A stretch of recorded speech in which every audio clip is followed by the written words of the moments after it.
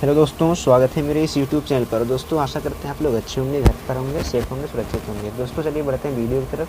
तो आज की वीडियो जितने भी पॉलिटेक्निक सेकंड सेमेस्टर के स्टूडेंट हैं, सिविल इंजीनियरिंग या फिर इलेक्ट्रिकल या फिर मैकेनिकल या फिर अदर ब्रांच के, तो उनका जो सब्जेक्ट है basic of mechanical and civil या फिर बेसिक ऑफ मैकेनिक्स फिर बेसिक ऑफ सिविल के नाम से जो चैप्टर उनका है, तो आज हम इसके चैप्टर के बारे में महत्वपूर्ण चैप्टर हमारा है। क्या नाम है इसका? कंस्ट्रक्शन मटेरियल, यानी कि निर्माण पदार्थ। तो आज हम निर्माण पदार्थ के जो हमारा चैप्टर है, इसके जो बहुपयोगी टाइप क्वेश्चन है, सारे क्वेश्चनों को आज हम देखेंगे। सब्सक्राइब कर लें और बाकी चलिए बढ़ते हैं वीडियो की तरफ। तो देखिए क्या है क्वेश्चन नंबर 1 यहाँ पे कि एक ईंट की मानक माप है। तो देखिए दोस्तों, एक कंस्ट्रक्शन मटेरियल यानी कि निर्माण पदार्थ से संबंधित चैप्टर है। तो आप इसमें क्या पढ़ेंगे? कंस्ट्रक्शन मटेरियल के चीज़ों के बारे में पढ़ेंगे कि किस प्रकार से हम कंस्ट्रक्शन करते हैं, जो जितने बनावटी सामान करते हैं, जैसे कि घर को बनाना हुआ या फिर किसी मकान को बनाना हुआ, किसी पुल को बनाना हुआ, तो उसमें जो सारी चीज़ें यूज़ होती हैं, जैसे कि सीमेंट हुआ या फिर ईंट हुई, तो इन सब चीज़ों के बेसिक को इसमें हम पढ़ेंगे। तो जैसा कि हम यहाँ पे ऑब्जेक्टिव टाइप क्वेश्चन को पढ़ेंगे, आपको पता ही है कि ऑनलाइन एग्ज़ाम आपका होने वाला है 2021 का, तो इसीलिए हम यहाँ पे थ्योरी ना दे करके आपको यहाँ पे ऑब्जेक्टिव टाइप क्वेश्चन के बारे में बात करेंगे। तो देखिए यहाँ पे बात किया गया है कि एक ईंट की मानक माप है। तो एक ईंट की जो मानक माप होती है वो 19 गुणे 9 गुणे 9 सेंटीमीटर की होती है। इससे जो हमारा ईंट होता है इस प्रकार से, तो इसकी जो मानक माप होती है 19 और 9 गुणे 9 के रूप की होती है। यानी कि अगर 9 ये चीज़ है तो 9 ये चीज़ होगा और 19 ये चीज़ होगा। तो इस प्रकार से यहाँ पे सेंटीमीटर में ईंट की मानक माप होती है। और यहाँ पे 24 गुणे 11.4 गुणे 7 सेंटीमीटर नहीं होगा, 22 गुणे 10 सेंटीमीटर नहीं होता है। उपरोक्त में से कोई नहीं होगा, क्योंकि यहाँ पे एक ऑप्शन दिया गया है 19 गुणे 9 सेंटीमीटर। जो आप इसकी थ्योरी पढ़ेंगे तो ईंट का जो मानक माप है, ईंट कैसे बनाया जाता है, इसकी मानक माप क्या होते हैं, सारी चीज़ें थ्योरी में दिया गया है। तो आप यहाँ से पढ़ लीजिएगा। बाकी एक ईंट की जो मानक माप होती है 19 गुणे 9 सेंटीमीटर होती है।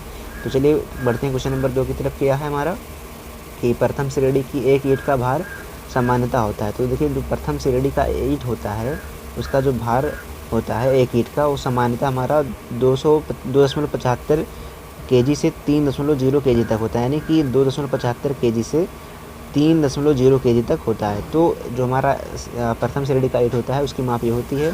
और बाकी यहाँ पे सारे ऑप्शन जैसे 2.2 kg से 2.5 kg तक, या फिर 2 kg से 2.4 kg तक, या फिर 2 kg से 2.75 kg तक, ये सब सारे नहीं हैं ऑप्शन में। तो यहाँ पे जो प्रथम श्रेणी की बात किया गया है, तो यहाँ पे 2.75 kg से 3 kg तक हो जाएगा ऑप्शन वाला, यानी ऑप्शन डी सही हो जाएगा इसमें।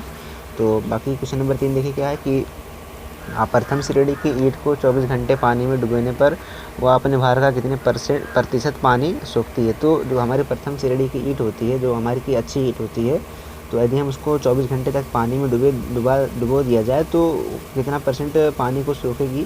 तो यहाँ ऑप्शन में आपको बताना है। देखिए पहला ऑप्शन 15% से अधिक नहीं, 22% से अधिक नहीं, 25% से अधिक नहीं, 100% से अधिक नहीं। तो देखिए जो अच्छी ईंट होती है प्रथम श्रेणी की, अगर उसको हम पानी में भिगोते हैं तो जो पानी को सोखती है तो केवल 15% से ज़्यादा नहीं सोखती है। तो अगर 15% से ज़्यादा सोखेगी, यानी कि 22%, 25%, 10% या फिर कम सोखेगी, तो क्या हो जाएगा, वो ईंट जो होगी प्रथम श्रेणी की ईंट नहीं होगी।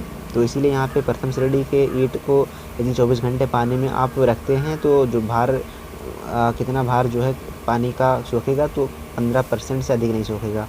बाकी क्वेश्चन नंबर 4 देखिए क्या है कि यहाँ पे क्वेश्चन नंबर 4 देखिए क्या है कि खड़ंजा बिछाने पर तथा गिट्टी बनाने में कौन सी ईंट प्रयोग की जाती है। तो देखिए दोस्तों, खड़ंजा और गिट्टी ये सब सारी चीज़ें आपको पता ही होगा। तो इनको बिछाने में कौन सी ईंट का हम प्रयोग करते हैं, तो यहाँ पे जो झामा या अधिक पकी ईंटें होती हैं उनका उपयोग करते हैं। यानी कि तृतीय श्रेणी के बाद की जो ईंटें होती हैं उनका हम उपयोग करते हैं।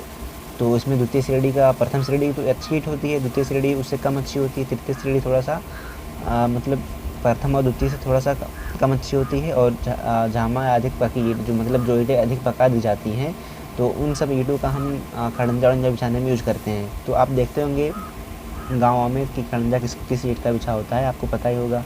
और बाकी क्वेश्चन नंबर 5 देखिए क्या है कि पग मिल द्वारा एक दिन में मिट्टी तैयार की जाती है। तो देखिए पग मिल जो है ईंट बनाने की एक विधि, एक दिन में मिट्टी बनाने की एक विधि है ईंट की।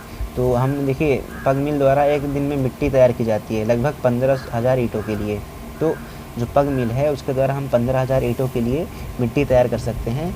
और यहाँ पे 5000 ईंटों के लिए नहीं कर सकते हैं और 10,000 ईंटों के लिए नहीं कर सकते हैं, लगभग 20,000 ईंटों के लिए भी नहीं कर सकते हैं। तो यहाँ पे देखिए कुछ क्षमता होती है किसी चीज़ की, तो यहाँ पे वही चीज़ दिया गया है कि लगभग 15,000 ईंटों के लिए हम एक दिन में मिट्टी को तैयार कर सकते हैं। आशा करते हैं यहाँ तक सारे क्वेश्चन समझ में आ रहे होंगे। बाकी क्वेश्चन नंबर 6 देखिए क्या है कि बुल के खाई भट्टे में खाई की लंबाई रखी जाती है। तो बुल के खाई भट्टे में खाई की जो हम लंबाई रखते हैं वो 60 से 70 मीटर रखते हैं। कितना रखते हैं? 60 से 70 मीटर। और यहाँ पे 40 से 50 मीटर वाले रॉन्ग हो जाएंगे, 50 से 60 मीटर वाले रॉन्ग हो जाएंगे और 70 से 80 मीटर वाले भी रॉन्ग हो जाएंगे। तो यहाँ पे ऑप्शन केवल सी सही हो जाएगा, जो कि 60 से 70 मीटर है। क्योंकि देखिए दोस्तों, यहाँ पे जो बुल के खाई होती है, यानी कि बुल के खाई भट्टे में जो खाई की लंबाई होती है वो 60 से 70 मीटर तक ही होती है, इससे ज़्यादा नहीं होती है। कि देखिए हर चीज़ का एक मानक रूप होता है, इसीलिए यहाँ पे चीज़ें दी गई हैं। तो जो चीज़ें यहाँ पे सही हो वही चीज़ें सही होंगी, बाकी और चीज़ें रॉन्ग हो जाएंगी। तो आपको सारी चीज़ें आपको याद करना पड़ेगा। तो ऐसे तो हो नहीं जाएगा, कोई फार्मूला है मतलब कोई वो चीज़ है कि हाँ फार्मूला है, सवाल लगाए हो जाएगा, आंसर आ गया। तो यहाँ पे चीज़ें आपको याद करनी पड़ेंगी, थ्योरिकल चीज़ है तो उसको आप याद करेंगे। बाकी क्वेश्चन नंबर 7 देखिए क्या है कि ISI के अनुसार ईंट की औसत साइज में स्वीकार अंतर है। तो ISI एक मतलब क्या कहते हैं क्या कहते हैं कि मतलब मानक रूप होता है हर चीज़ का, कि ISI के द्वारा हर चीज़ हम मापते हैं। तो अनुसार जो ईंट का औसत साइज होता है उसको क्या कहते हैं यहाँ पे कि स्वीकार अंतर है। तो ISI के द्वारा जो ईंट की औसत साइज है हमारा 2% का मतलब स्वीकार करती है। तो यहाँ पे 2% वाला ऑप्शन सही हो जाएगा और 1% रॉन्ग हो जाएगा, 3% भी रॉन्ग हो जाएगा, 4% भी रॉन्ग हो जाएगा। और बाकी क्वेश्चन नंबर 8 देखिए क्या है कि किसी पदार्थ को हवा के संपर्क में लाल गर्म करना या जलाना कहलाता है। कोई पदार्थ है और उसे हम हवा के संपर्क में यदि गर्म करते हैं या फिर लाल गर्म करते हैं या फिर जलाना जो है निस्तापन कहलाता है। मतलब जिसमें वायु को सम्मिलित कर लेते हैं तो एक वो क्रिया हमारी निस्तापन कहलाती है। आपको पता ही होगा। तो वाष्पीकरण भी नहीं होगा, भंजन भी नहीं होगा और शोषण भी नहीं होगा। तो यहाँ पे जो वायु की बात करेंगे, यहाँ पे जो वायु की बात किया, हवा की मतलब ऑक्सीजन से बात की गई है। तो ऑक्सीजन के द्वारा यदि हम किसी चीज़ को किसी पदार्थ को गर्म करते हैं ऑक्सीजन की सहायता से, तो क्रिया हमारी निस्तापन कहलाती है। और बाकी क्वेश्चन नंबर 9 देखिए क्या है कि प्रति घन मीटर अनबुझे चूने का भार होता है। तो प्रति घन मीटर अनबुझा जो चूना होता है उसका भार 1050 kg होता है, 1050 kg होता है। तो यहाँ से ऑप्शन ही सही हो जाएगा। बाकी 1200 kg नहीं होगा, 800 kg नहीं होगा, 1000 kg भी नहीं होगा। यहाँ पे केवल ऑप्शन ए 1050 kg होगा, यानी कि 1050 kg होगा। किसका? प्रति घन मीटर अनबुझे चूने का भार। और बाकी यहाँ तक क्वेश्चन समझ में आए होंगे। बाकी बढ़ते हैं क्वेश्चन नंबर आप 10 की तरफ। देखिए क्या है कि यहाँ पे कि चूने का निर्दोषता प्रशिक्षण होता है। जो चूना होता है उसका निर्दोषता प्रशिक्षण क्या होता है? तो यहाँ पे देखिए तनन सामर्थ्य पर, विकार्ड उपकरण पर, संपीड़न सामर्थ्य पर, ली चेटिलियर उपकरण पर। तो देखिए जो चूना हमारा होता है उसका अगर हम निर्दोषता प्रशिक्षण करते हैं तो ली चेटिलियर उपकरण द्वारा हम करते हैं। तो यहाँ से ऑप्शन डी सही हो जाएगा। बाकी संपीड़न सामर्थ्य और विकट तनन ऐसे सारे ऑप्शन गलत हो जाएंगे। तो आप यदि इसकी थ्योरी थोड़ा सा थ्योरी पढ़ेंगे तो आप चीज़ों को और बेहतर समझ पाएंगे यहाँ पे। और बाकी बढ़ते हैं क्वेश्चन नंबर 11 की तरफ। देखिए क्या है कि साधारण पोर्टलैंड सीमेंट बाज़ार में उपलब्ध होता है। तो साधारण पोर्टलैंड सीमेंट जो बाज़ार में उपलब्ध होता है वो 50 kg के बोरे में होता है। सीमेंट देखिए आप सीमेंट क्या कहते हैं, पोर्टलैंड का सीमेंट होता है नहीं, नाम हर सीमेंट की कंपनी अलग अलग होती है। तो यहाँ पे पोर्टलैंड सीमेंट की बात कर रहा है। तो जो इसको हम क्या कहते हैं जिसमें हम सीमेंट को रखते हैं, तो वो जो बोरी होती है 50 kg के बोरे में रखते हैं उसको, मतलब 50 kg तक हम इसको इस सीमेंट को रख सकते हैं उस बोरे में। तो यहाँ पे बाज़ार की बात किया गया है कि बाज़ार में उपलब्ध होता है। तो यहाँ पे 50 kg के बोरे में उपलब्ध होता है। बाकी 25 kg का नहीं होता है, 10 kg का भी नहीं होता है, 100 kg का तो होता ही नहीं है। होता है कितना हमारा 50 kg के बोरे में होता है। तो आप यदि आपका घर वर बन रहा होगा तो आप अगर जाएंगे सीमेंट को लेने तो वहाँ पे 50 kg आपको मिलेगा सीमेंट। तो यदि आप उसको तोलेंगे तो 50 kg ही मिलेगा। बाकी देखिए क्वेश्चन नंबर 12 क्या है कि सीमेंट के स्थलीय परीक्षण में 90 न्यू की आयस छलनी से छानने पर अवशेष की मात्रा होगी। तो सीमेंट के स्थलीय परीक्षण में 90 न्यू की आयस छलनी जो होती है उसे छानने पर अवशेष की मात्रा होगी। तो यहाँ पे देखिए 10% से अधिक नहीं होगी। बाकी 20% वाला, 40 वाला और 25 वाला रॉन्ग हो जाएगा। यहाँ पे केवल 10% वाला सही होगा।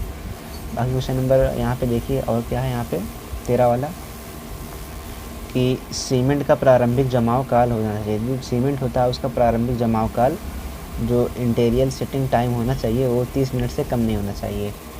और यहाँ पे 40 मिनट के रॉन्ग हो जाएंगे, 60 मिनट वाले रॉन्ग हो जाएंगे, 50 मिनट वाले रॉन्ग हो जाएंगे। और बाकी देखिए यहाँ पे जब आप थ्योरी को पढ़ेंगे थोड़ा सा तो और बेहतर आपको समझ पाएंगे। तो अगर आपके पास बुक होगी थ्योरी को भी थोड़ा पढ़िएगा और क्वेश्चन को सॉल्व करिएगा। बाकी देखिए यहाँ पे क्वेश्चन नंबर 14 क्या है कि सीमेंट के तनन सामर्थ्य ज्ञात करने के लिए मानक ब्रैकेट बनाने हेतु भार के अनुसार सीमेंट बालू मसाले का अनुपात होना चाहिए। तो देखिए सीमेंट के तनन सामर्थ्य ज्ञात करने के लिए जो हमारा सीमेंट होता है यदि हमें उसका तनन सामर्थ्य ज्ञात करना है तो मानक ब्रैकेट बनाने हेतु भार के अनुसार सीमेंट बालू मसाले का अनुपात जो होना चाहिए वो 1:3 का होना चाहिए।